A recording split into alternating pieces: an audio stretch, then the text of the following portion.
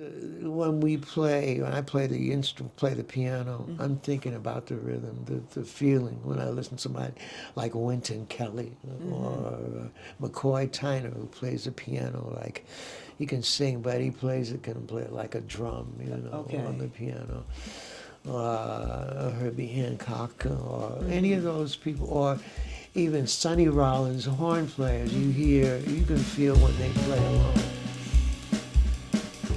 Welcome. My name is Renee Myatt, and thanks for joining us again for another episode of MyattJazz. Today, we're in for a special treat. My guest today is George Cables.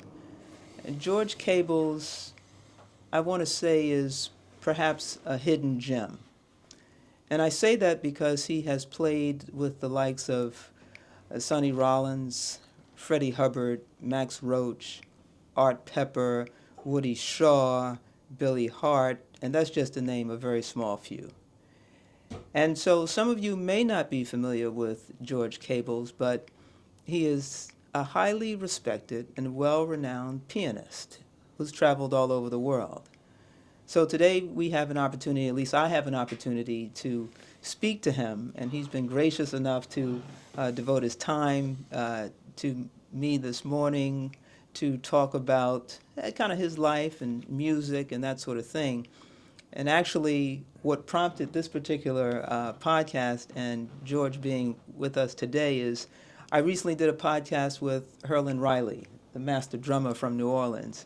And at the end of that podcast, he says to me, "You got to get George Cables on your podcast." And I said, "Really?"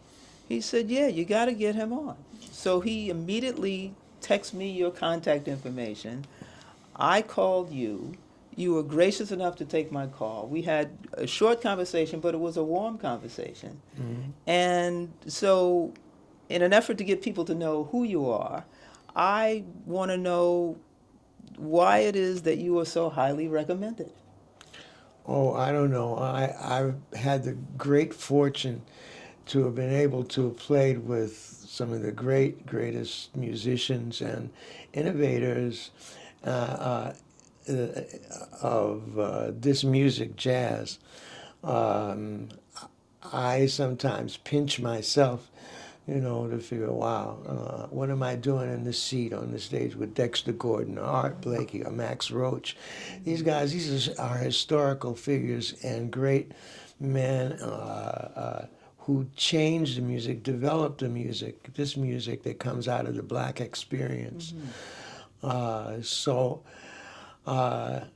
And I'm now, I can't believe it, an octogenarian. So, well, you just had a birthday in November, I think. Right. Uh-huh. So I've been around a bit, and have been able to sit next to, play with, learn from, and contribute to the bands of many musicians who are not here with us today, people who made this music what it is. It's still living music, so it keeps on changing. And their contribution musically or socially, politically, like Max Roach, for instance, is one, is enormous. And at the very least, I'm a witness to that. Absolutely. So, I mean, that's why people maybe want to hear what I might say. That makes sense. So, did you grow up here in New York or someplace else? Well, I was born in Brooklyn and raised in Brooklyn and Queens. So, I like to feel like I might be 80, but I don't feel like I've really grown up yet. Okay. But you went to school in Brooklyn as well? Yeah, I went to PS3 and PS 137, 136. 136 out here in St. Albans. Okay. And then I went to the High School of Performing Arts in Manhattan. I moved to St. Albans when I was about 9 years old with my parents.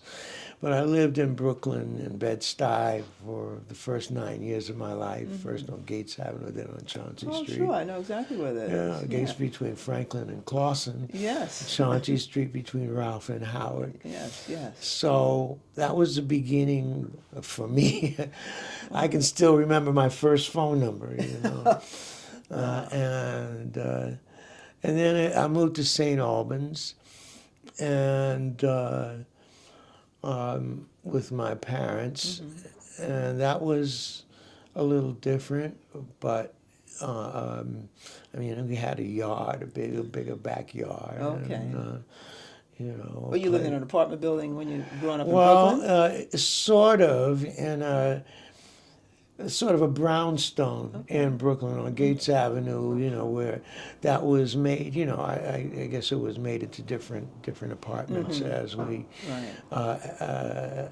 after a period of time after it was built.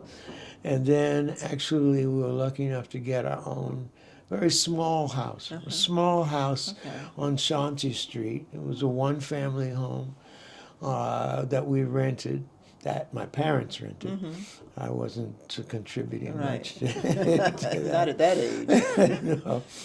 But then my parents bought a home in St. Albans on 196th Street, between 118th and 119th Avenues.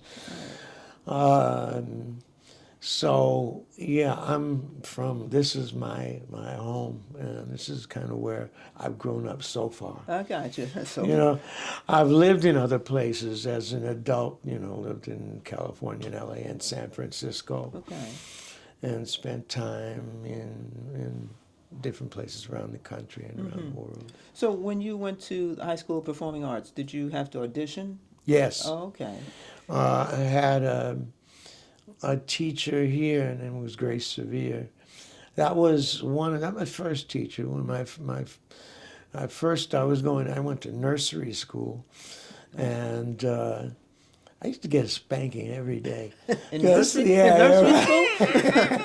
What could possibly go Right. wrong in nursery school? Well, you know, there's a nap time, and Yeah. for me, I could never go right to sleep, and I would get spanked for disturbing the other I see. children. You know. Uh-huh.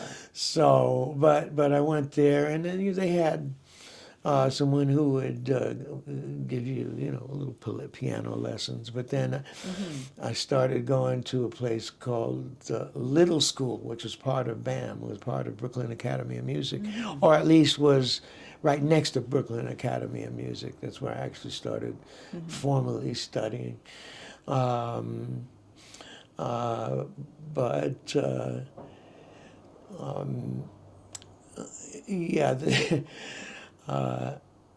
I growing up was in Brooklyn was great for me.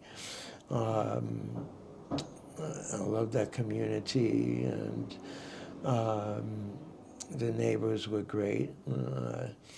But yeah, in Brooklyn, there was the brownstone was fun because we really knew our neighbors. It was really a close knit. Well, that's how house. Brooklyn is. It's like Yeah, a very small right, community, right, so yeah. everybody knows one another. Yeah. So but you were living in Queens when you went to the High School of Performing Arts. Oh yeah, when I went to PA, I was living in Brooklyn, living in St. Albans, and I used to have to take the Q4 to the F train to 169th Street, Okay.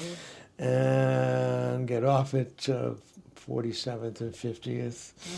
And that was just a wonderful school. It's the only school that I've gone to where at the end of the year, you know, the students you could see students crying. Really? Because, you know, we really felt, you know, had a bond together. And, you know, we were coming from everywhere. It's not like we lived next door, lived in the same neighborhood. Okay.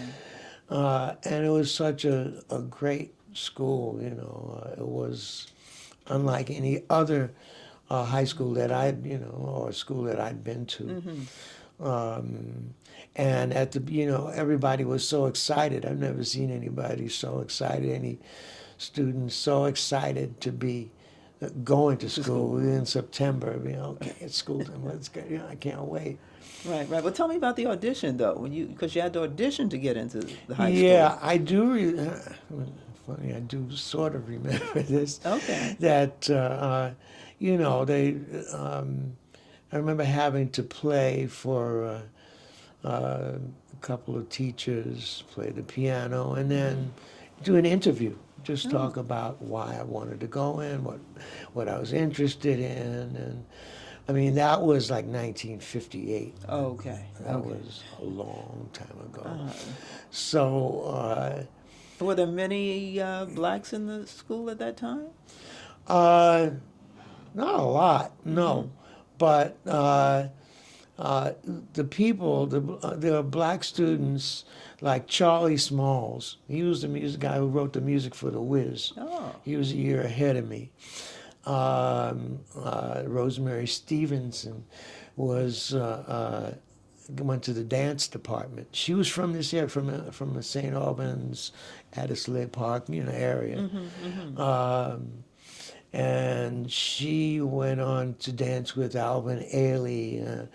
But there were, a few of us. It wasn't like I was not the only one. Okay. All right. But it was a mix of students, and the students that I wasn't into jazz then. No kidding. No, I didn't. It wasn't.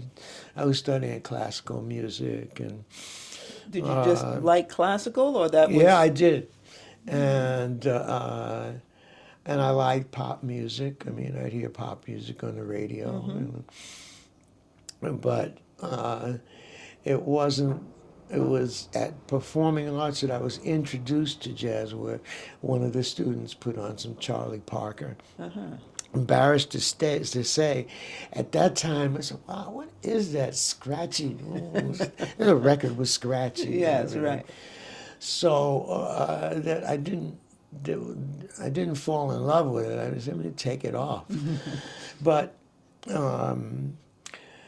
Later, as time went on in that school, I got to hear Art Blakey's Drum Suite, Dave Brubeck's Take Five, and Thelonious Monk's Town Hall concert. And there were three friends three of us, the two friends that kind of introduced me and guided me in what jazz was about. One was a tuba player named Larry Fishkin. And one was a pianist named Richard Maldonado. And we'd hang out together, and some of us, I heard, would go, "Oh, there comes a little UN." Little UN? Yeah, because Why? I was black, Larry's Jewish, and Richie was Puerto Rican. Okay. So Richie had a brother named Ray Maldonado who came and is a year behind us. When Ray at some point passed away. He used to play later on with our Pius Sextet and different, as a professional musician. But Richard took his name so his professional name became Ricardo Ray. Oh. And Richie has become an iconic Latin musician and one of the Tanya All-Stars.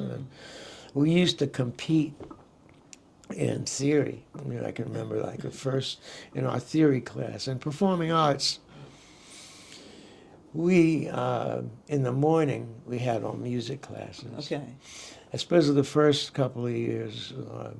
I'm trying to think if it switched in the last two, but I think in the morning all 4 years were the music, our major the music classes, because it was music, drama, and dance, and the afternoon were the academics. Okay. But I can remember our first report card. I got a 95 in theory, Wow. but Richie got a 97.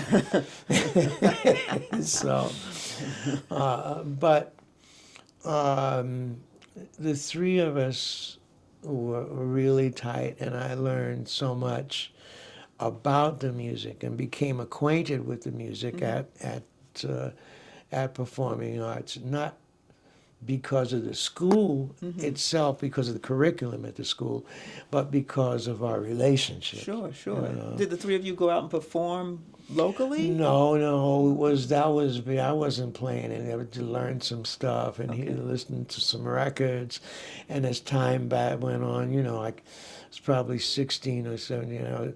Got a tape recorder and had enough to try to record myself trying to play jazz, playing Autumn Leaves, in my basement. By myself. Okay. And I found that tape some time later and listening to it. Oh man, so I was embarrassed all by myself. Well, you've got your own you've got your own basement tapes, it seems. Yeah. But that was how I became, acquainted with jazz. Right. So and with any students, when I do workshops with people who are, workshops, people are varied ages, try to let them know if they feel uncomfortable, they feel like, wow, I'm just getting started, I don't know that much. So don't let that bother you. Right. You're a perfect example of that. Yeah, I mean, because I've felt for years that I've always been playing catch up, so that's one of the reasons I've felt so grateful and honored that, and lucky and fortunate that I've been able to learn from, sitting at the piano with Art Blakey or Max Roach or Sonny Rollins or Joe Henderson, Freddie Hubbard, iconic musicians who really shaped the music. Right. So did you come from a musical family? Yes, my mother played piano. Okay. My father played clarinet, although I never heard him play. I mean, by the time, my folks had me when they were 40, close to 40, right? Okay. So my father was done with the clarinet, but of course they both sang in the choir. But my mother was a school teacher, used to teach, and sometimes she would play, she'd play in the house, but she would play for assembly sometimes, and sometimes when the church organist was on vacation, she would play the piano at church. So there was always music in the house. There was always a piano in the house. Sure. So there was music was in the house. That was in those days. Back in those days, there was a piano in many homes. Many homes had, you walked in, there was a piano, and that was like a magnet. If somebody came in, if a young person, if a kid or an adult would come in, if they didn't walk over to the piano immediately and try to tinkle, anything. Right. That would be unusual. But my father, I mentioned that he played the clarinet, but he had a great sense of humor and was a great storyteller. He would say, George, the thing about you have to play the piano. I got you beat. You have to play. You use all 10 fingers, but all I need is one. So he would play the piano like that. But my uncle, he used to come by and play the piano, and I had a cousin on my mother's side who would come by and play like some ragtime. Oh, wow. And I try to dance, tap dances. But my uncle would challenge me. He said, George, I'll be happy when you can play some Debussy, when you can play Clair de Lune. Okay.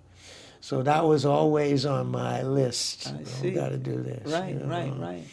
Wow. You sound like you were an only child. Any siblings?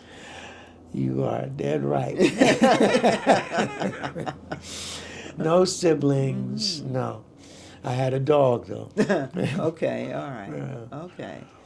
Yeah. So yes, I was spoiled. Well, but sometimes that does happen. But sometimes in a good way. Sometimes in Yeah, a good I way. think in a good way. Yes. So now, after high school, where do you go from there? Do you go on to college? Do you start working? What happens? I took a year off and worked a bit. I worked, just got a job in the library putting books away and stuff like that, and kind of figured out what I was going to do. I had the luxury to do that, but I did do that job and start, because I was starting to be interested in this music. So when I was going to school, I would practice. I would go down the basement and play the piano and tweak my stuff. Or let me see now. Trying to figure what year. That was like '64, so I'm getting ahead of myself. Okay. So I would, kind of noodle at the piano for try and find things, learn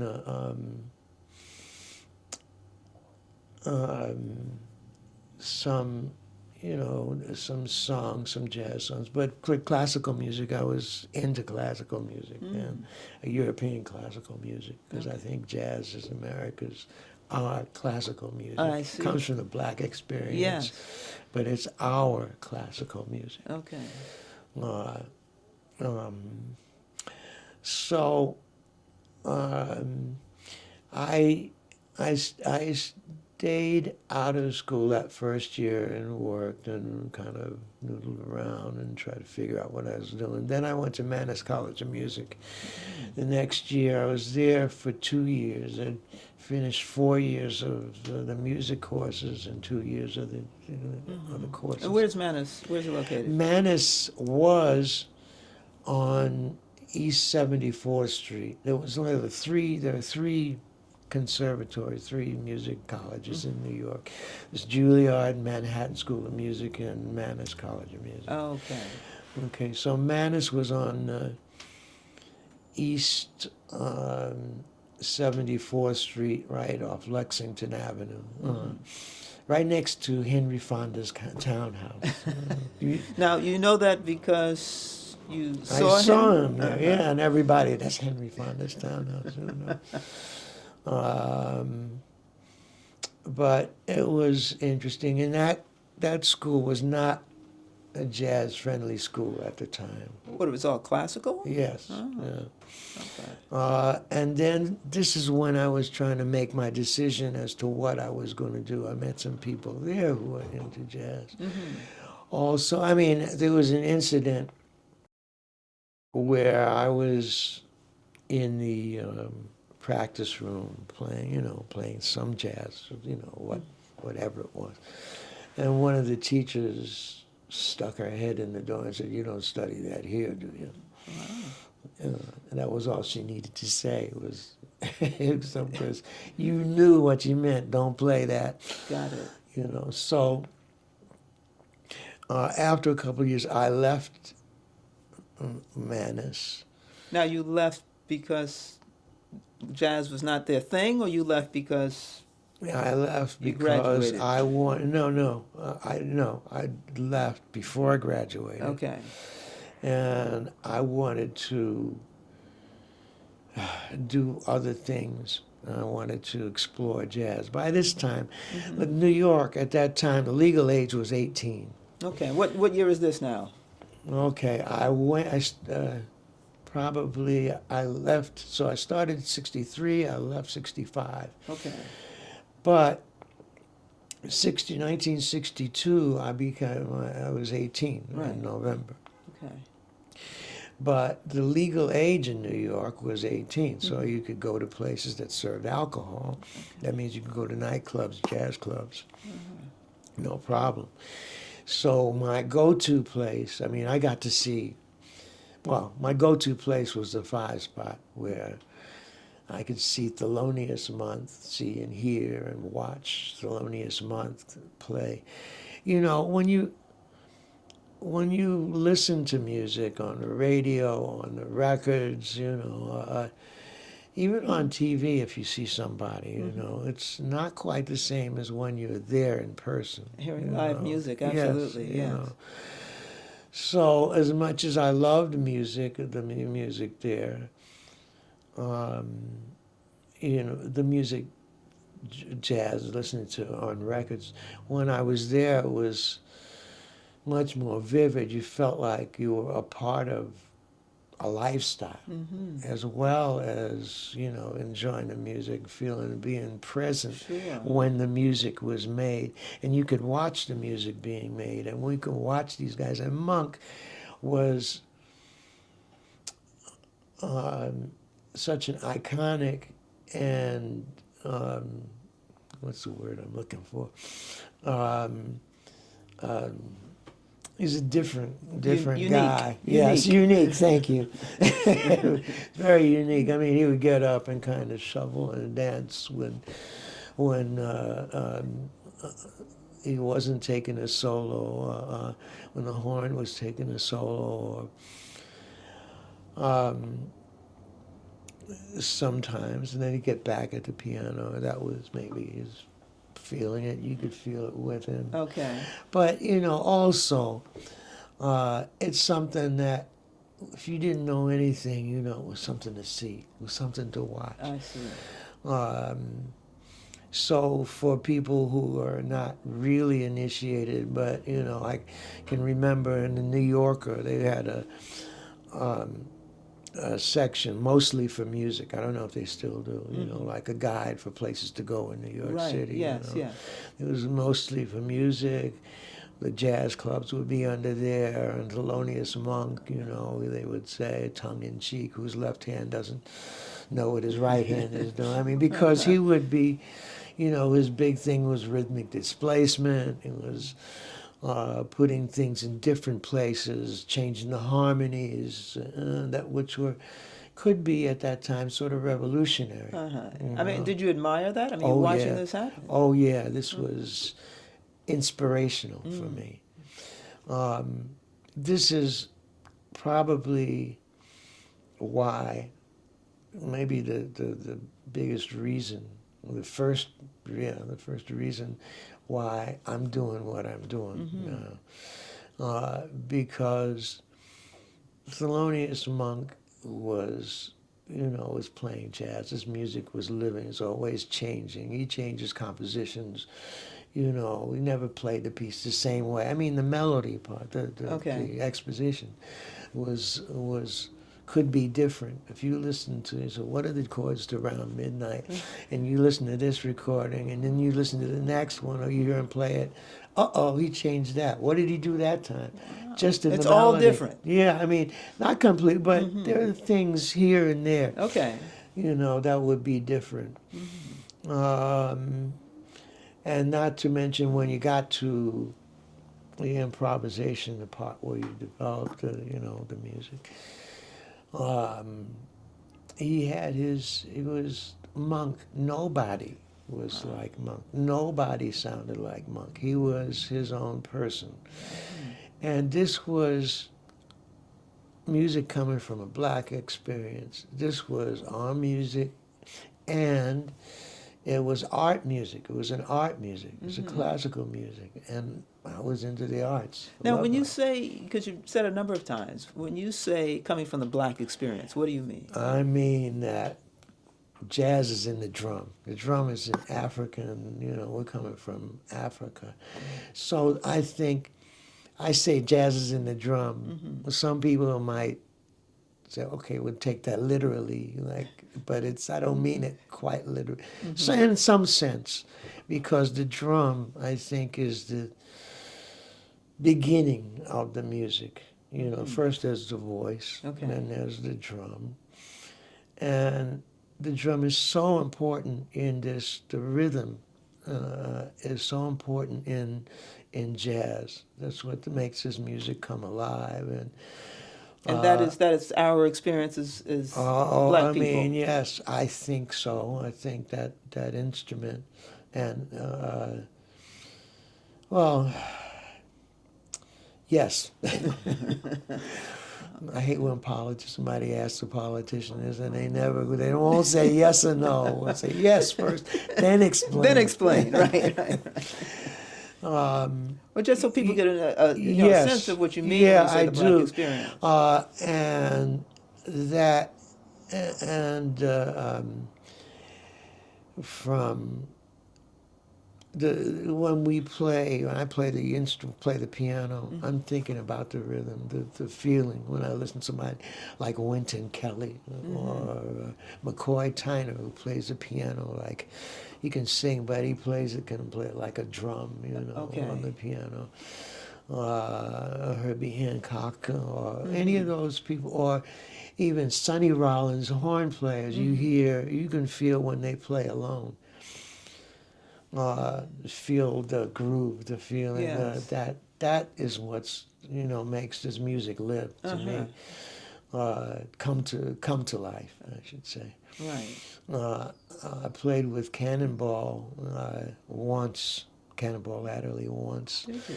and I was amazed because to me he didn't need a rhythm section when he played. I felt like he just grabbed everybody up, So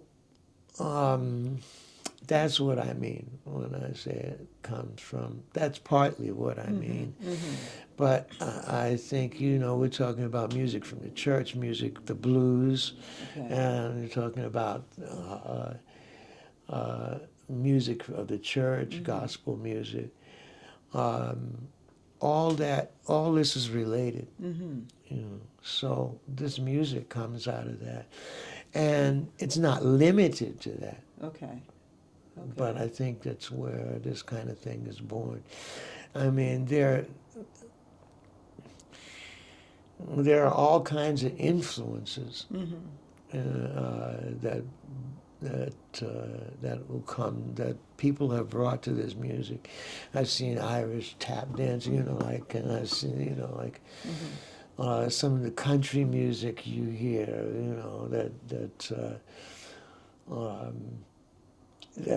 that's a part of this experience as well. But I think the major thing with this music is that black experience is our experience.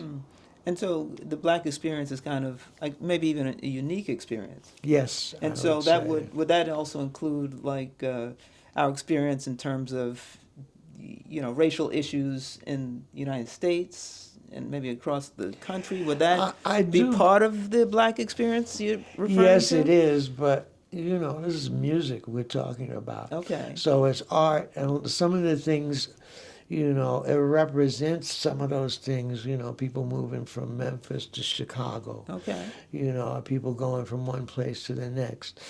It reflects our life. Music and art reflects our life. It's our culture. Right. So whatever experience somebody is bringing with them is their experience. Yeah, and the thing is that this music, if it's not something that you hold on to, say this is ours, and I'm going to keep it to myself. Okay. And what good is it? Music needs to go out from the people to the people, whether any person, any people.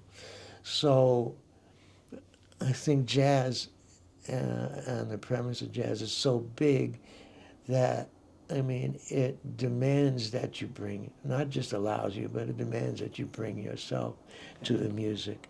So if you're from Spain, maybe you bring some experience from gypsy or what's the word I'm looking for, from flamenco, the flamenco influences, or Tango, from here, that tango, sort of thing as well? All of that. Jazz embraces and all of this, So you hear music, this music goes all over the world and invites people to become a part of it. Right.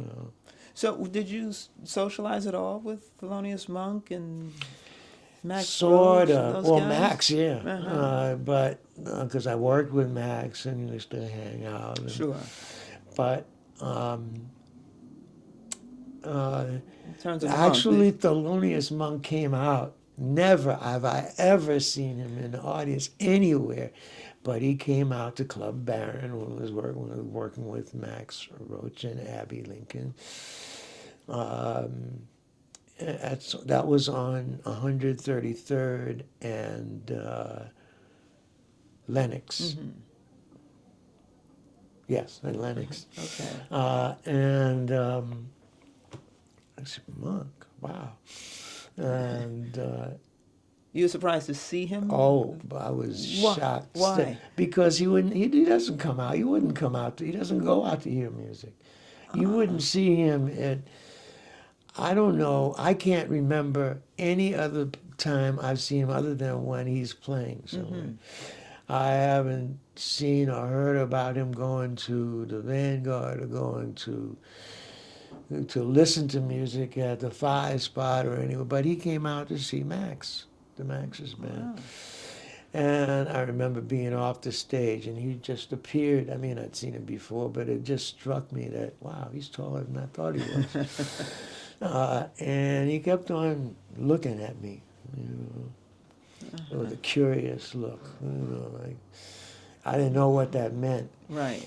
But, and then after that night, we went to Max's house, Max on Central Park West. He was living in Central Park West and 107th Street. And we went, and the next day, Max said, boy, that's the most I've heard Monk say in years. I didn't hear him say anything. And he said, you know, he likes you. And that made my year. Wow. You know. What a compliment that is. Yeah. So, in that sense, I got to be in the same, room, in the same, we didn't hang out, didn't really hang out with Monk. Okay. But got to be in the same place where Monk was hanging. Oh, man. And that was a big deal to me. I mean, so like, Monk, what are you gonna, for me? Right, because at that point you were, how old, are you 18 at that Oh, night? no. How old are you at that point? I was maybe 28, 27, Okay, 20. Wait a minute, let me see. 60. 69. Well, you're still a young 70. man. It was 1970. Right. So I was about 25 Okay. or 6. Yeah, you're still a young man. But still, You're meeting. I mean, this was Thelonious Monk. That's right. I mean, I would talk to Max.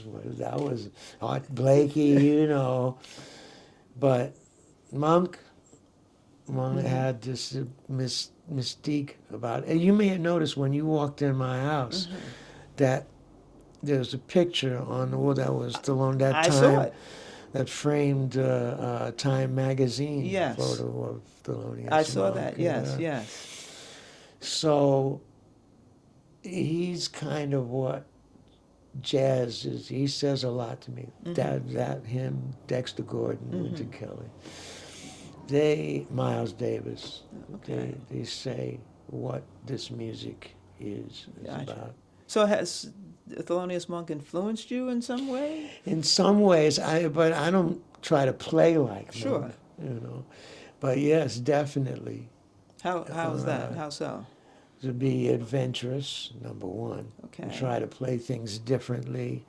The attitude of playing, allowing the guys to play them. I mean, some of that comes from being a sideman myself, playing with a lot of other musicians and realizing, like being allowed, like with Dexter, just about everybody I worked with.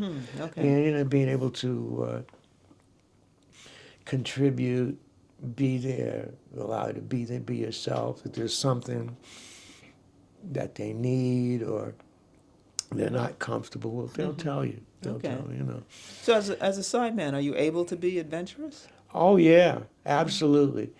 That's the thing. I got to say, with this music, I just wanted to be a part of this music.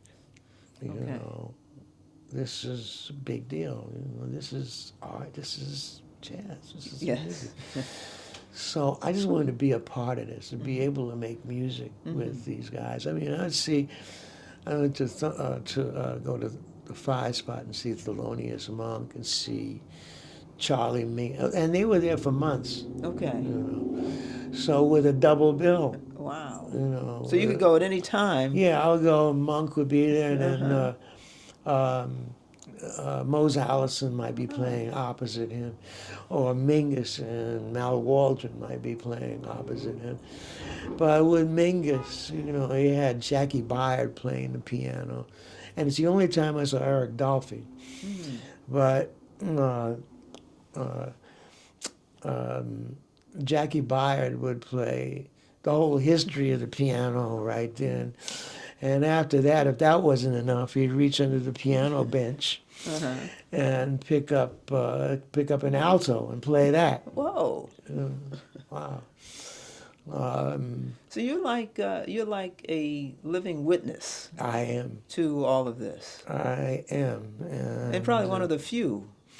Well, no, there are other. I mean, George Coleman's is still here. I mean, there are guys who are people who are, and not just. I mean, people who aren't musicians who have been around to witness all this stuff, or you know, being with my friend from high school, Larry, who played the tuba, going to the Five Spot. We used to go there a lot, and.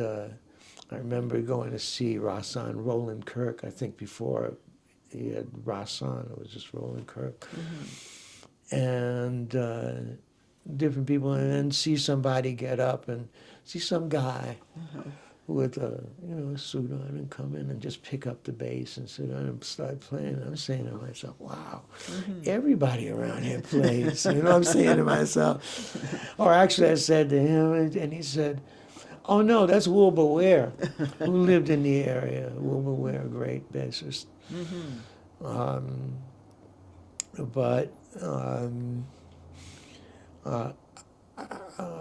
Yeah, I just wanted to be a part of this music.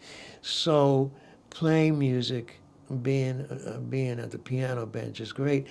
But if you listen to Miles, I mean, Miles Davis or John Coltrane, you check out their bands. One of the big things about those guys, those bands, the Miles bands, personnel changed, over years. But it didn't, the personnel changed and the music changed. It grew. Okay. It kind of blossomed. It grew. Just like we grow, Yes. hopefully. Yes. We don't just get older and bigger, Hopefully we want to grow inside. So you have to you get the people that you think can make music and you allow them to be themselves, allow them to come up. And that's one of the things that when I listened to music, sometimes I didn't just listen. Well, most of the time I didn't listen to just the piano. Okay. Like I want to play the piano and be the headliner. I don't want to be just play solo piano. Have a piano trio. But like I said one more time, that I just wanted to be part of the music. That I learned that you can be yourself and grow and contribute and help shape the music from the seat as a sideman. Okay. Okay. And so does somebody, how does it work? Does somebody pick up the phone and say, listen, we need to get George Cables here? Yes, that's basically it. Or somebody, like Freddie Hubbard recommended me to Sonny Rollins. Okay. Woody Shaw pulled me into Art Blakey. I don't know how I got with Max. But, and Freddie, somebody pulled his code. He came by my house, my apartment. I was living on 2nd Avenue at that time. Okay. And 106th Street, I was working at a church in East Harlem. And we went over to the church and played, because in the apartment I didn't have a piano there. Okay. But Yeah, somebody will just call you. And what are they looking for? What That's do you? like me. If I call somebody, Okay. or if I go to hear somebody, man, it sounds great. I think I would like to play with him. I think, if I call somebody that I want to work with, or maybe I met somebody at a workshop, Sure. I said, wow, they're great. I Right. love Right. the way they play. I wonder what it would be like to To play play with with them. them. Yeah, So what are they looking for when they call you? What do you think they're looking for? piano player. That can't be it by itself. They're calling George Cables. Why? Yeah, Why? but But I why mean, you? over the years, when I was younger, they didn't know me, Well, that's But when you're younger. That's yeah, true. yeah. Right. But Right. Right. now, I don't know, somebody who listens and can contribute, Mm-hmm. gives energy. That's being part of the band. Listens Okay. and can play a solo, but can contribute harmonically and Mm-hmm. maybe do something to give them ideas and somebody to make them feel comfortable. Basically, they want to feel comfortable when they're playing. Somebody's listening to them Okay. when they play. Okay. That's basically, you want somebody who's listening to you and, doesn't try to just do his thing. Mm-hmm. Oh, this is my thing and I'm doing that. And you go ahead and play. So, But so then, are you the music director when you get called in? I mean, are no, you? no, you're No. just a musician. Mm-hmm. Like we're talking, when we play, we're kind of not necessarily having a conversation, Uh-huh. But but there's a back and forth. there's a back and forth. There's a flow of some sort. right, but Okay. there's support. Okay. And when we're speaking, like we respond to each other, Right. but you got to know who's in charge, Right. first. Right. Right. Right. But we were, we'll get, especially when we were younger. Yeah, we could do this or we could do that. Lenny White and I went to Joe Henderson one time. Mm-hmm. Say, hey, Joe, we could do this or we could do that. And, Right. I said, so wait a minute. I'm the captain of this ship. Like you can Yes. be the first mate and all that, but this is, that's the guy in charge. His concept. That's the overarching thing. Got it. Got it. Then you contribute to help, go this. So that means you have to have your band leader could be very flexible, Okay. or just be a very dominant figure like John Coltrane. Okay. Who is flexible, who is listening, but he knows where he's going. Okay. So he kind of brings you along with him. Mm-hmm. He had an idea, Elvin Jones, McCoy Tyner, Yeah. and Jimmy Garrison. And Jimmy Garrison, when you hear him on records, you don't even really get to hear how beautiful his sound was on bass. Why do you say that? Why I got to play with him. Okay. And that was Pete LaRocca and Dave Liebman. We would play a quartet. And his sound, I would hear him on records, but I was amazed. And wow, that sound is so beautiful. It's like it was round and sing. And, Yes. Yes.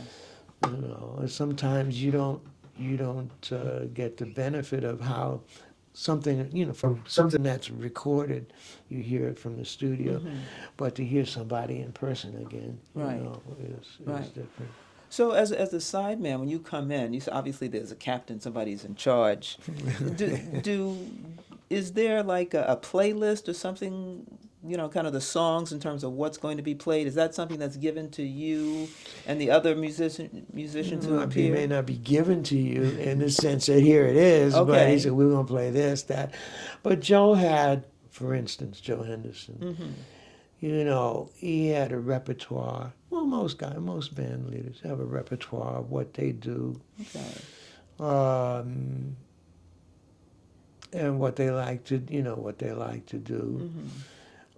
And if you're recording with them, especially, you got this, you have that. Usually they play out of their playbook, out of Okay. their playbook. Got it. And was So- that something you'd be familiar with when they call you in or no? Unless you listen to their records, if you're familiar with what they do, you may know that, but maybe they're onto something else. Okay. Because you do this and that's none. Okay. So sometimes some guys like they, like have certain vehicles that are go-to vehicles that that might be part of their repertoire from either. And then when they change band members, they may change. Joe would change. He's got different personnel, so he might tailor the music to this girl. He would play something a little different, approach it a little differently. Okay. So he may play a shade of Jade here, he recorded that, but when we play a shade of Jade, he'll make some changes. So we play it differently. I see. Well, would you welcome a playlist? The reason I ask is this. I once spoke to a bass player who is a sideman, and he said, you know what, it would be helpful if we had kind of had a playlist ahead of time to know which songs we're going to play. Oh, he must have been had a gig with somebody that said, okay, so what are we going to play? And he wasn't a regular member of the band. So sometimes if you're not a regular member of the band, you get there, you don't have a chance to rehearse. Okay. Then, this guy called this. What do you mean that? So, wait a minute. If you got something to play, tell me what it is. Okay. Some people you have to remind them that. I see. I know. I just played with somebody that we went and we played, and it's somebody I don't play with all the time. Okay.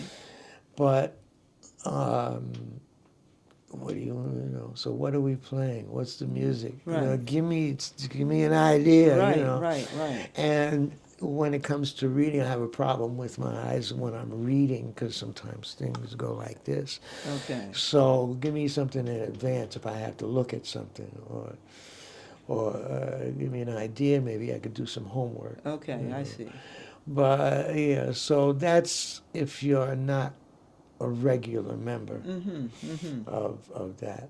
Well, what if because you have written your own songs, composed your own songs, and even been the captain of your own ship, whether it's a trio or something else. Is that's right, I believe, right? Yes. And so in those, I would imagine there must be like thousands of songs in your head that you would know, right? The brain is an amazing thing.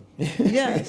So the reason I ask is because if you've got thousands of songs in your head and you're sitting there with your trio, how do you just start playing next songs? How would they anticipate? You got to be considerate. So I give them a playlist of what the set of the set. Okay. And before we even get together, before we rehearsal, even like the band, if everybody's together, if Essie and Jerome, they know so much. Essie being Essie. Jerome Essie, the bassist. Bass player, yes. And Jerome Jennings, used to be Victor Lewis who was playing the drums, but Jerome. They were part of your trio, I guess. Okay. So they know a lot of by now they know a lot of the repertoire. Okay. Okay, but still, I got stuff from like that I haven't played, that we haven't chosen to play. So I said, wow, I think I want to revisit this. I want to do this. So I might give them a heads up before we even get to rehearsal. So maybe you can check it out, listen, and we'll play it and see how we want to do it. Maybe we don't want to do it the same way. Okay. And for me, songs that people call, I sometimes, when I play a piece, it's a big deal for me, and I get this from Monk, from Miles, and from Train a lot, is to make this music your own. And it's very important to me. What do you mean by that, though? I mean, you got a piece, I should care. And it's written a certain way. It's got the chords, the original chords, the chords that the composer wrote. Well, maybe you don't want to do it that way. Maybe you don't want to do it as a ballad. Maybe you want to do it as up. Maybe you want to do it in six, start off with a 6/8 African rhythm or something, or do a vamp first. Maybe you want to put it in another key. Maybe you want to change the chords, change the harmony. You know, maybe you see things in the harmony that you think, wow, this could make it just blossom. Or you keep it basically the same. I mean, it's the song. You be true to the song in some ways, but in some ways you think that you hope that what you do maybe enhance the song, Okay. or give it a different point of view. So in that sense, you make it your own. You do it your way. Okay. So even my pieces, I mean, I may change. I've grown, or I look at, I say, okay, well, wow, you could do it this way, Sure. that way. Or with different people. So one piece I recorded one way, and I've played different ways, but now with Jerome, if I play Traveling Lady, I'll play it as a duet with the drums. Okay. Just to, get him to play hand drums. Right. Or do, just to approach pieces that are different, even mine as well. So that's Got what it. Got it. Now, on the drive here, you mentioned something about your own catalog. Obviously, you've written your own songs, and I asked you, how many songs have you written? And you said a lot. And is that a lot too many to count? Oh no, it's just, well, I can't count them because I can't remember. I have to go back and I can't say. I mean, I guess I probably could have written more if you just want to sit down and write this, write that. Okay. But each piece, rather than trying to, sometimes, like it's not like doing like a TV show, like a sitcom or something where you have a pilot and basically you keep on doing something over, the same thing over and over again. So you may have things that will influence others, or you may be in a certain period of your life that you're focused on certain kind of harmonic principles, or this, or melodic things, or events, or writing things about people,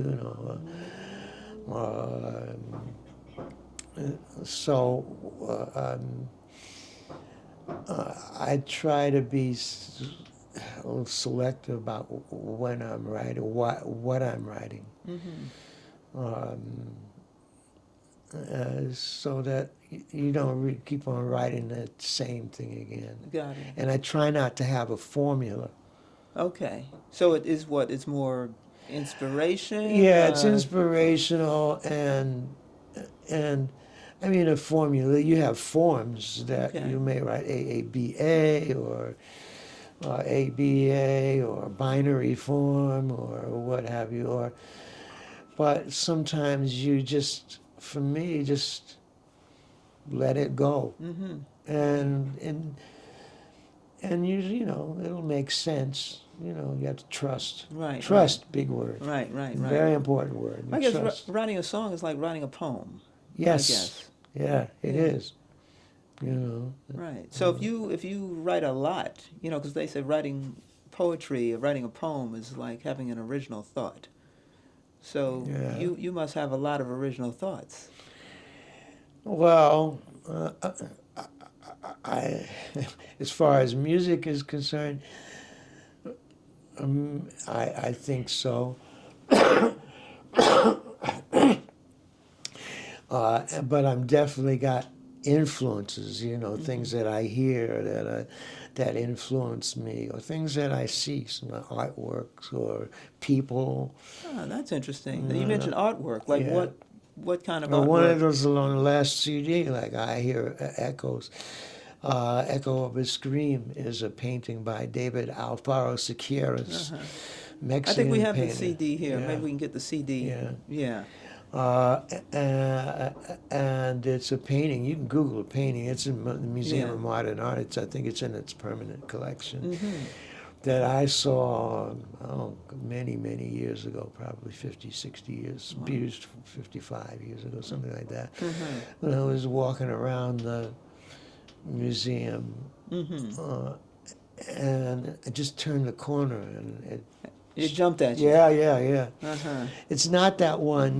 There's another painting called The Scream, Oh, sure. but No, it's the not that Scream. one. Absolutely. Yeah, it's not that one. Right, right. But I think we have the CD here. We're looking around for it. But I think we brought it in the car with us. yeah. Yeah. So You have to yeah, really somebody will grab it jump for through us. hoops to open it. Huh? We just want to show the cover. Oh, I think okay. it was in your bag or something. I think you brought it upstairs. But, Yeah. So we'll grab that. But so in terms of your songs, though, I would imagine they're protected by copyright. I would Yes. hope, as a lawyer, I'm asking you yeah, these yeah, questions. right. yeah. So have you ever had? Because as a lawyer, you have to ask these questions. Have you ever had a song stolen from you? Yes. Wow. So tell us about I that. don't, as a lawyer, I don't want to, you don't want to get me in a libel suit. No, not at all. Because Not someone, at all. Yeah, I'll we just can- use someone. Okay. Someone took one of my pieces at this. I was working with Art Blakey at this time, Mm-hmm. and this person took one of my pieces, recorded it, and then said, "Oh yeah, the producers made a mistake and they credited it to me." I said, "Well, tell them to make it." And what was the song? What was the song? I don't want to. You don't want to get to that far into the weeds. Right, That's fair enough. Because but because it becomes, can you prove it? How can you prove it? got it. Well, you got to hire experts for that. But the point so the point before- is that someone took a song that was yours. Yes, yeah, and I was, this was like 1969, so I was young, a young guy, Right. easy to. But that has happened where people have used different things and put their names on. Wow. And so as things. a result of that experience, did it teach you something? Yeah, What's that? I didn't copyright my song, There you go. but I'm usually I'm a pretty trusting person. I mean, the people I deal with, the musicians I deal with, and, Yeah. and now Yeah, we got I've your CDs here. Let me grab those. You can pass it to him. Oh, thank you. Yeah. Yeah, Okay, you good. can take Thanks. those. Okay, so we have here, let's see, which camera should we show this to? This is George Cable's I Hear Echoes. And then we have George Cable's I'm All Smiles. I like that picture. So you're That's saying... why I gave you that CD. Well, this one. I like that picture too. Yeah, it's very nice. But that was right after I'm All Smile was a statement. Because that was made after I had this amputation. It was above the knee amputation. Oh, when did you have this? 2018. Oh, so, okay. And that was a statement. Said, I'm all smiles, I'm okay. I see. I'm not going to let that stop me, not one bit. Beautiful. And I like the songs on it. Young at Heart, Yes. I'm All Smiles, Speak No Evil, Besame Mucho, Ugly Beauty, Love is a Many Splendid Thing, Celebration, Three Views of a Secret, Thermo, and Monk's Mood. That's excellent. That's excellent. Now, so you had a procedure done. Is that my understanding? Oh, yeah. Okay, so That's what I say when I get a haircut. well, this is a little more extensive than that. So, Right. Can you talk about it a little? Sure. Okay. I had issues. I'm not diabetic. People have always asked that first. Of course. Well, amputation, that's what you think of, right. right? But I'm pre-diabetic. Okay. But maybe that has something to do. I'm sure it was contributing factor. Okay. But I had a wound that wouldn't heal, and I went to a wound doctor, and actually started with this leg, Your right leg. which I still have, thank God. Mm-hmm. And it just got bigger. And it started to get bigger, and I went to a wound doctor, and what he was giving me, Mm-hmm. apparently, the more I applied it, the bigger this thing got. Mm. And maybe that was because the skin was not stable, but whatever it was, it just got worse. Okay. And at some point, this started The left started leg. happening over here, Okay. and this healed. The right leg. Yeah, here. I said, great, okay, I'm on that. But then this leg just exploded. Mm-hmm. So this wound was enveloped the whole leg. Oh, leg. Okay. Um, So you had the amputation above the knee. above the knee, yes. Up by the thigh. No, Oh. up here. Okay. All right. And actually, what was strange to me still, you take your leg, but Mm-hmm. I felt relief Why? because all of that pain. Ah. I didn't have to deal with all that pain anymore. It was, and then like And when you were experiencing that pain, were you playing? oh yeah, So you play through the pain. play through the pain. Sometimes I had some pain meds, but yes, Wow. and you play. You're not maybe completely conscious of the pain. Mm-hmm. Sometimes you are, but and the same thing with this. I have a smaller wound on this now that's happening on the heel Mm-hmm. that they're working on, and they're using something like an experimental, as I understand, Mm-hmm. version. I can explain. It's not quite stem cell material, but it's something like that. Okay. Because I went to one wound doctor that was really helpful. He was the guy that actually took my leg, Mm-hmm. and they'd used, to use his word, everything in their toolbox. That kind of, I think they saved the leg, but they got the wound to go down, but it wasn't going all the way. Okay. So his partner's working on my wound by using this material, and they put it on once a week, every Monday, Okay. and then wrap my leg. Oh. And the wound is showing dramatic improvement, so hopefully just a few more treatments. Wow. So are And you in I'll any be able to pain? wear two.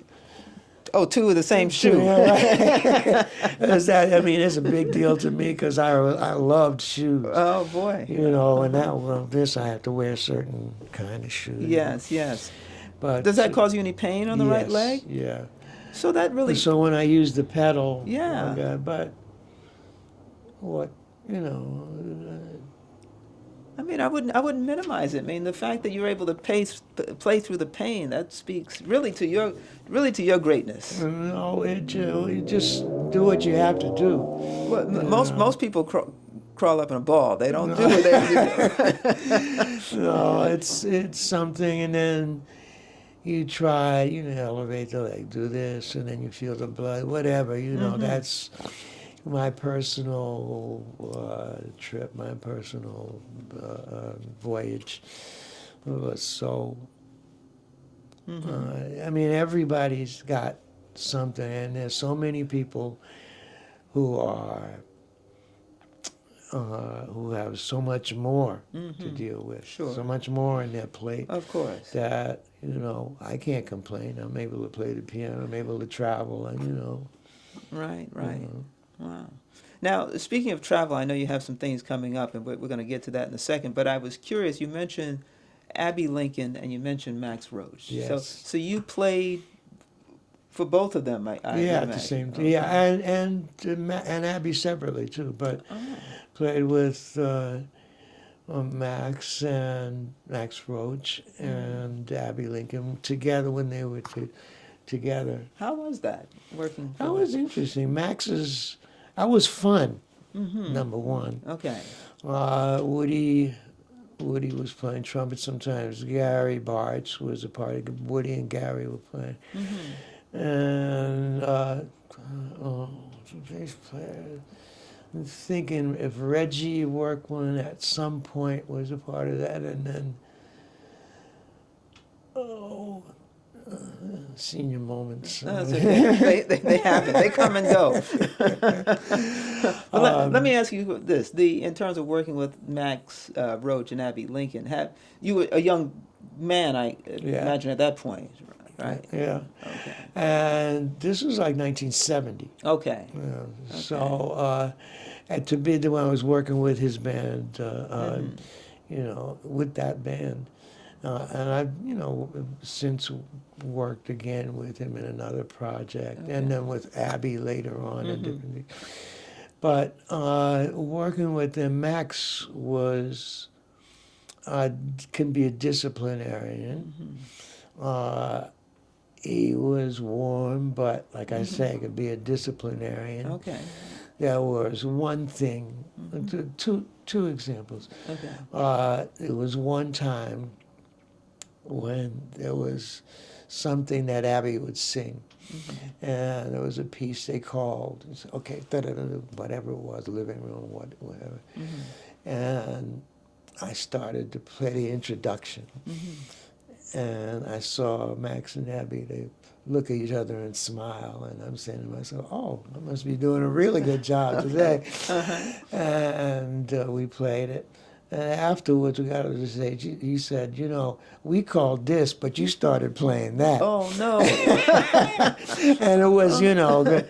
But then on the other hand, we were playing Nomo, which was a piece written, I think, by Jimmy Merritt in 7/4, an odd meter. Okay. And, you know, I would be playing something, and then I kind of messed something up. I made a mistake. Ooh. And sometimes you do that, and, you know, you look around with a silly grin. Ooh. But what came back at me from Max was daggers. Oh, no. You know, oh, hey, boy. get it together. Right. Does that happen often with musicians? Do they have those kind of snafus or Oh, mistakes? yeah, everybody. You know, nobody. The music is art in general. It's not about being perfect. Music, especially when it's happening right then, especially jazz. Jazz is living music. We talk about improvisation, what's happening now. You know, every day is different. Whatever you do, when you approach something. And one of the things you learn is how to make music from mistakes, how you correct mistakes. You know, hear Herbie Hancock talk about something. He's on video talking about the time he played something and it was just wrong. And it was when I was playing for Miles. Oh, boy. And Miles stopped for a minute and then went on and played something and made that thing that he played that was wrong, made it right. Oh. You know. Okay. So there's something that you learn to do when you go, you get stuck here because, you know, to me, there's some people who like to be right. I like to take chances. Okay. I think as most musicians like to do. Right. I like to take chances. Even in simple things, you know, like, you know, just go on and play what you hear, what you're thinking, you know. So every day can't be the same. Perfect. It can't be the same, can't be perfect. Every day is going to be different. So what you're looking for, you know, there may be a certain level of music you don't want to go below, but you want to get to what you know, but you want to get to what you don't know. Oh. You know, you want to be able to play and discover Okay. some things as you go. Okay. That's what you're shooting for. And that's all the time. Yes, hopefully. Wow. That's what you're shooting for. That's what this music is about, taking chances and just being on it. I mean, you play some things that, they're in your fingers. You played before. Right. Little that you've got to. I mean, how you play a scale, get it from one place, but how you put them together and where you go with something, what's happening in the moment. And you're not the only person there. There's a bass player, there's a trumpeter. So how you play that. So, for instance, when I was working, we played with Sonny Rollins. This is like 1970, 1969. 1969. We did a tour in California, his first trip to California. And one of the places we would play, we had playing 3 sets, at the Jazz Workshop in San Francisco. And one of the pieces he would play would be 3 Little Words. Okay. And he would play that on the first set in F. And the second set, he would play 3 Little Words in B flat. And the third set, he would play 3 Little Words in E flat. So the audience didn't know, but we knew. Sure. Like what we'd play, how we'd play something, that's different, that's in the moment. Right, right. I'll say one other story. It's funny to me. I mean, when we did a record called Next Album, that was like 1972. One of the pieces we played was Skylark. Now, Sonny Rollins is always, he's an adventurous player. He wants you to find the right thing. And he's very meticulous as well. But he's very adventurous. He loves to play the song, but find new ways to play it. He played the first rehearsal. We had 2 rehearsals. First rehearsal, the song is in E flat. I think it's written in E flat. He said, okay, E flat. Right, right. Second rehearsal, said, okay, B flat. Okay, so we had to know the song, all right? Sure. B flat, okay. And rehearsed it in B flat. And we came to the record date, and Sonny said, B flat, right? B flat. Put the horn in his mouth, and it came out in G. G. G. And we take that was a take we did. They used. Wow. And when it came out, I'm listening because if I remember, Sonny might have played something in the front. And I looked at Bob Cranshaw. It was a great bassist. Sonny loved Bob. And you might have heard him. He was on Sesame Street playing. If you've seen Sesame Street, you've heard Bob Cranshaw playing. Yes. So I looked at Bob. Bob looked at me and just laughed and took it in stride. Okay. Right. Wow. So I wanted to give you an opportunity to take a little break here if you needed to. I do. Okay, so why don't we pause here for a few minutes and then we'll come back and finish up. Great. All right. Thank you. Now we're back. And so I did want to pick up where we left off. You said something really important, I thought, which is that as a musician, you want to grow. Yes. And that is something that every musician wants to or should want to do every time or every day, certainly every time they're playing. Yes. And so what's interesting is there's this school of thought that says that people should do hard things because it makes them grow. And so I wonder if, as a jazz musician, because you're an octogenarian, so do you think, and you can speculate, do you think that playing and doing hard things has contributed in some way to your being 8 decades now? Yeah, I think that music in general, I mean, having good genes helps, Yeah. but music, I think, can help keep you young. Doing hard things, doing fun things, just and challenging yourself keeps your brain alive. I think keeps your brain functioning. But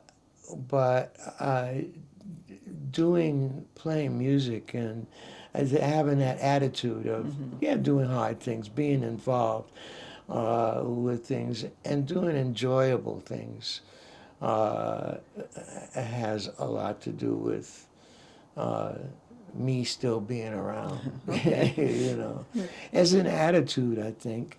I mean, some people have great attitudes. I mean, you can't really say it's this, it's that, this is what it is. I mean, other than good genes, I mean, it really helps. Sure. But there's so many things, like people who have great attitudes. Some of them have gone earlier than we would have liked them to go. Absolutely. You know. Yeah. But this music surely can't hurt. You know, this playing music, being alive, and being, you know, just checking out your surroundings and being alive with with this living world is really important. Sure. Now, do you teach? Do you teach at school? Yeah, I don't.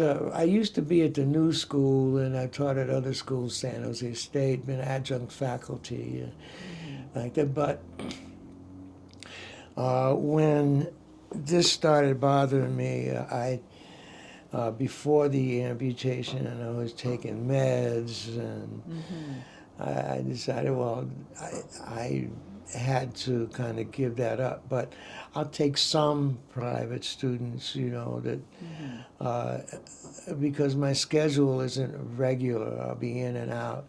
But I do workshops. I've done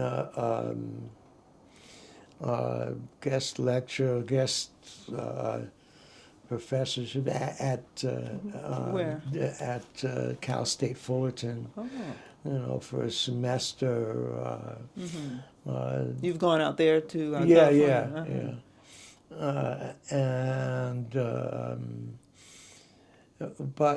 But I do workshops I've been doing Jazz Port Townsend, Port Townsend is north and west of Seattle on the Olympic Peninsula.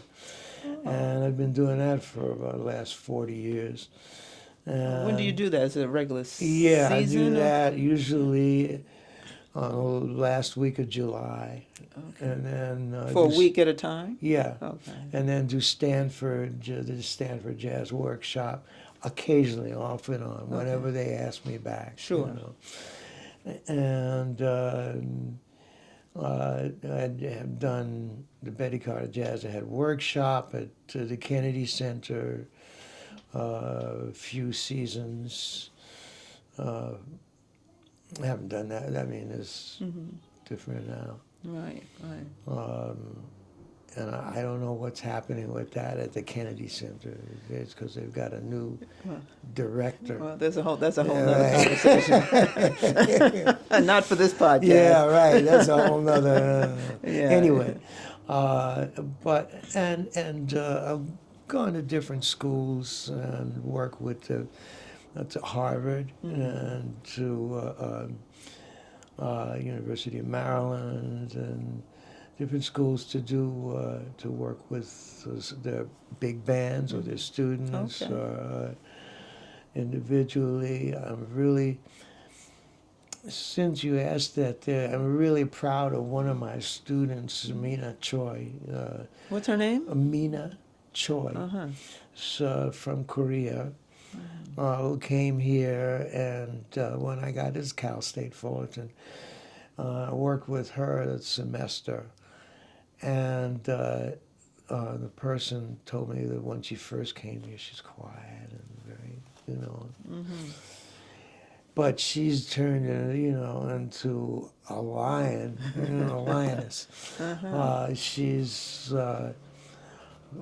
teaching now, and she just put out she's a great, well, she plays piano, she's a pianist and a great writer and arranger. Okay. And she just did a big banner CD, which is really great, great CD. I'm so proud of her. Wow, that's fantastic. Who's come from one place to another. That's what I mean. This music is everywhere and for everybody, and this music, the more people hear it, the more it grows. Yes. And, it kind of lives on, and that's what we wanted to do. Right, absolutely. Now, are you married, children? My students are my children. Okay. And I have been married, but and I've had a long-term relationship. My partner passed away I'm sorry. in 2010. We were together about 27 years. And my partner now, we have a long-distance relationship. Okay. So. No, I'm not married, but I'm committed. You're committed. Yes. Right, that's what they say now. Right. Yeah. Okay. Now, is your partner a musician as well? No, she used to be a flight attendant for Iberia Airlines, Okay. who loves music, loves the arts, loves to travel, really into traveling, really into different cultures. Okay. So I get inspiration from what she does, where she goes. Who knows? She might be in Papua New Guinea, Wow. or just left Easter Island. So. Wow. Now, you've traveled obviously outside the country. Oh yeah. Yeah. Where have you been? Be easy to tell you the places I You haven't haven't? been. So Okay. I've been all over Europe. I think maybe, I wonder if probably every country. Okay. Most of the countries, I mean, because there's got to be one that I didn't go. Sure. Countries you don't think, like Andorra, I've been to, and Liechtenstein, but, like France, and of course France, Italy, which I love, Spain, which I love, and Portugal, and I've been to where still, I guess Iceland is that sort of, Iceland, and not Greenland. Okay. Uh, You've been to Africa? Africa. But so the thing about Africa, what we can know more about Africa. I've been to Ghana. So sometimes somebody said, Ghana is like Africa for beginners. Is that right? But that's the only country in Africa I've been in. But Africa is it's huge. And it's got so many different cultures that I met a guy in Spain who was from the Congo, and he would say, because it's been colonized, in order for me to speak, there are like 250 different, not dialects, languages. Wow. That in order for me to speak to my countrymen, I have to speak in Spanish, French, French or English, or something like that. So, yeah, I mean, when you look around, like we say Africa, like it's one thing, but it's not.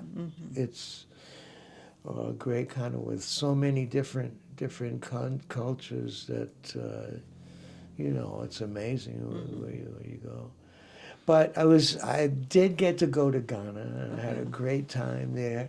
We met young musicians there, and we worked with them. We did a concert with the young musicians, the students there, and a group that, I don't know, included, Nathan Davis brought us. He was the jazz director of the University of Pittsburgh, but he's done so much work with traveling, you know, like bringing this music all over the world.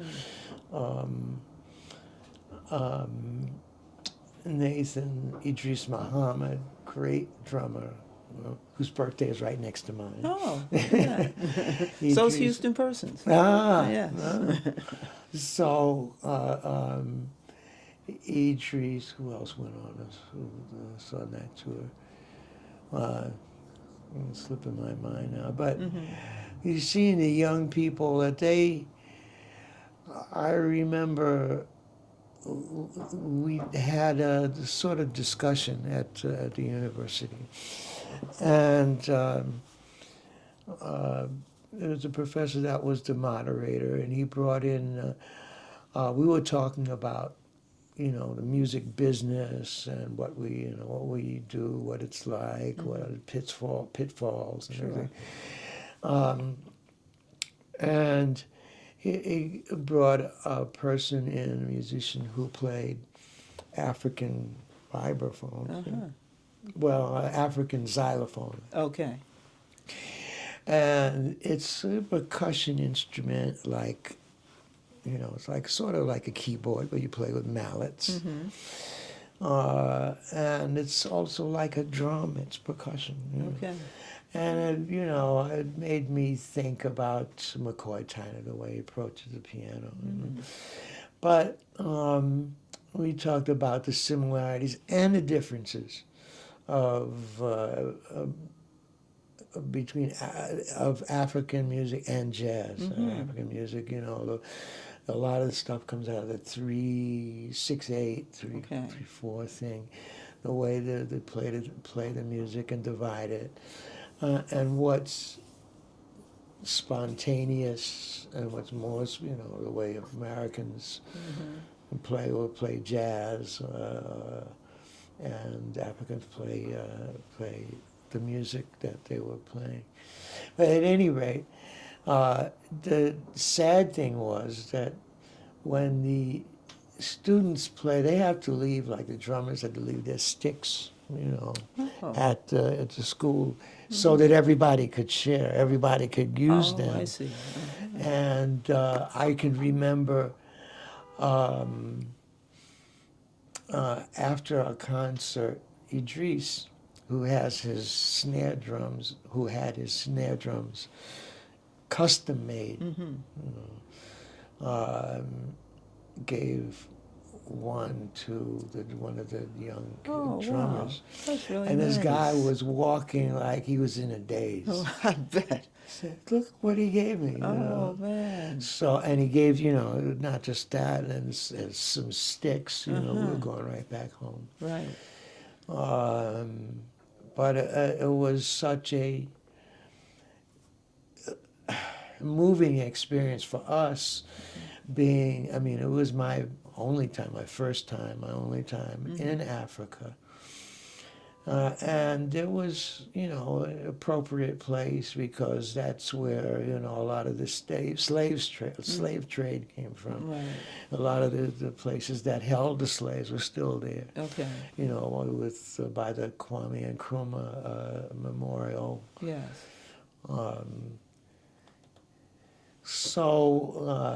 And of course we went shopping at the bazaar.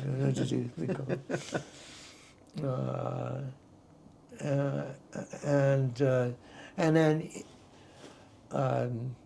Idris and I went out shop. We got one of the driver at the hotel. We got in the car, and we hadn't gotten, I don't know, maybe 100 yards or less from the place.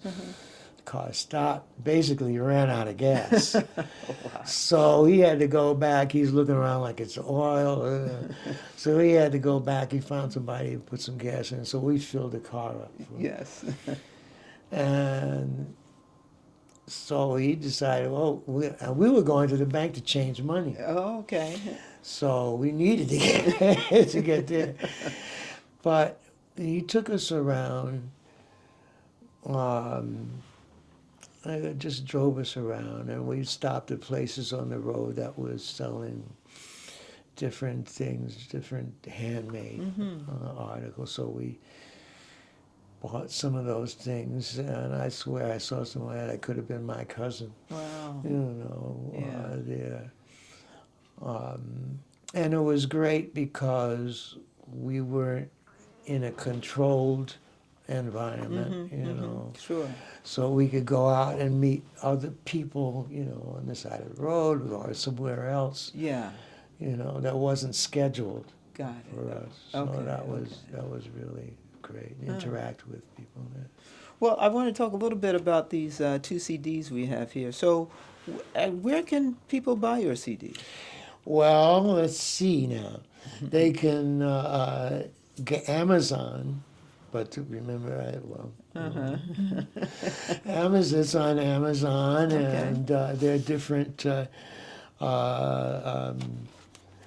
outlets online. Okay. Or if I'm not really running to the post office these days Mm-hmm. with the CDs as I used to. Okay. But you know, they can contact me if necessary. There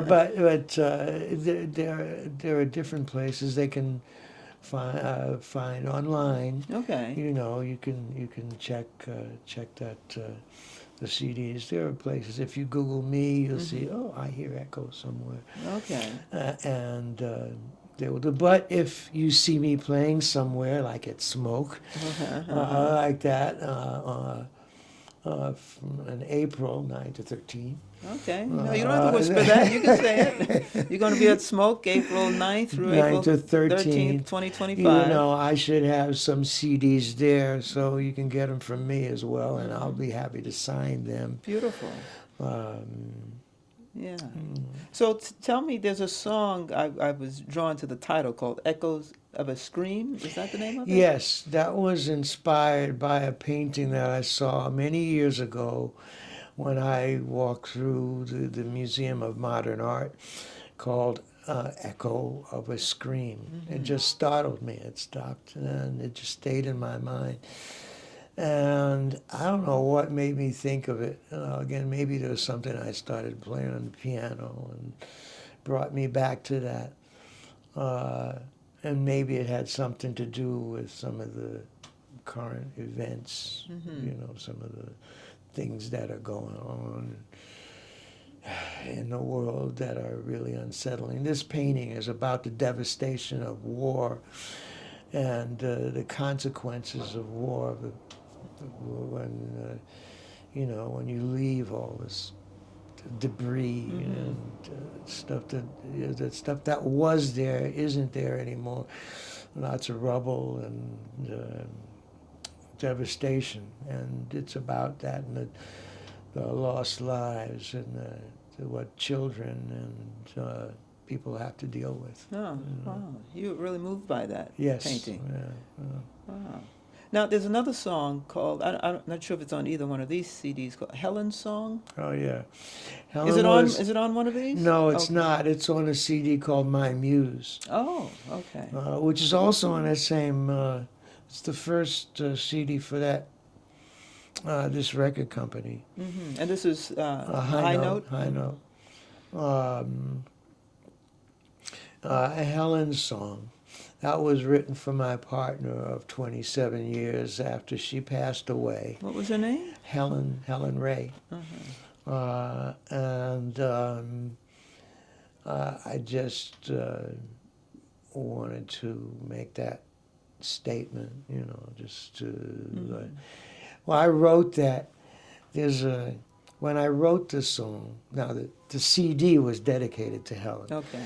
But I wrote the song when we were together, and it was shortly after we got together. We were living in a San Francisco apartment, and it was on one of those days, you know, like a Sunday, but during football season. Okay. Because I'm a football fan. Mm-hmm. And I found, you know, here, you know, if you want to watch the game, 1 o'clock comes on, the second game. And at that time, you know, in the early 80s, you know, there were two games. Mm-hmm. It wasn't Monday night. It wasn't like they didn't have a Sunday night football. Okay. We probably had Monday. But at any rate, in San Francisco, you know, here at, you know, after the 4 o'clock game went off, it's dark at 7 o'clock. Yeah. In San Francisco on the West Coast, the game comes on at 10 a.m. Oh. So all you have to do is roll over and click the remote, and there you go. Right. And after the second game, you know, that's 4 o'clock. It ends at 4 o'clock. Yeah. You know, you could still go out and walk, and the sun is out, and you can hang, and it's great. Mm-hmm. So it was on one of these days that I kind of felt guilty because I could hear Helen in the other room she was not a football fan, making responsible sounds. Responsible. So, you know, like balancing a checkbook or something. So I asked her at halftime what, you know, if there was something I could do, and I figured, yeah, you could take the garbage out, and I'd be back in bed and watch it for the second half with a snack, you know. But she said, yeah, why don't you write me a song? Oh. And so after the second game, I started working on Helen's song. Oh, wow. But there are 3 songs that I wrote for her. One is called Lullaby. Mm-hmm. That was the first one I wrote. Okay. I was just sitting out the window, looking out the window at these eucalyptus trees. Yes. You know, Wow. in a Debussy kind of mood. And the Now you last say W.C. Debussy. W.C. Debussy. Uh-huh. Claude Debussy. W.C., yes, absolutely. Yeah. Was Helen a musician? Or she... I know she played the flute, but she wasn't a musician. Mm-hmm. We went up to Port Townsend one time, and Bud Shank put her in they had a flute orchestra. No. So he said, come on, you can play with the flute orchestra. Uh-huh. She was, sure? Yeah. So she did that. But she loved to play, and sometimes her friends would come in and read through some Poulenc, some flute duets. Yeah, so I just wrote that, and then after she passed, I wrote My Muse, which is a joyful kind of thing, you know. It's about her mischievous side. Okay. You know. And then with Helen, you know, I wrote Helen's mother's song. I wrote songs for all the sisters. Wow. None of the guys, but all, you know, but it's all about her. That's beautiful. That's beautiful. So, in addition to seeing you at Smoke, April 9th through the 13th, you have any other gigs coming up? I do, but I don't. I'm not sure. I can't tell you off the top of my head where they are. Okay. I have other gigs in this area. Okay. Because I'll be here. I'm going off to Europe before the Smoke gig, and coming back and doing some things here and there. Gotcha. All right. Well, before I ask you my final question, I do want to thank you for being here and participating in this conversation with me. But the last question I have, is there a question that I have not asked you that I should have asked you? I've got to remember. I don't know. I think you covered everything. You know, I teach, and I write, and I play. I've got an extensive catalog, a compositional catalog. And I love to play music, so I think we covered everything. Excellent, excellent. Well, again, I do want to really, really thank you for coming out today. I know it's Sunday, even though it's not football season, but I appreciate you coming out today and spending some time with us. it allows not only the audience to get to know who you are, but I get a chance to know who George Caples is, and I'm going to have to come and check you out at Smoke. And please, but I really thank you for doing this and doing what you do. It's a pleasure and honor to be here. Thank you. Thank you. Well, that ends our episode today. We want to thank George Caples for being with us, and I want to thank the audience, as always, for listening to Jazz.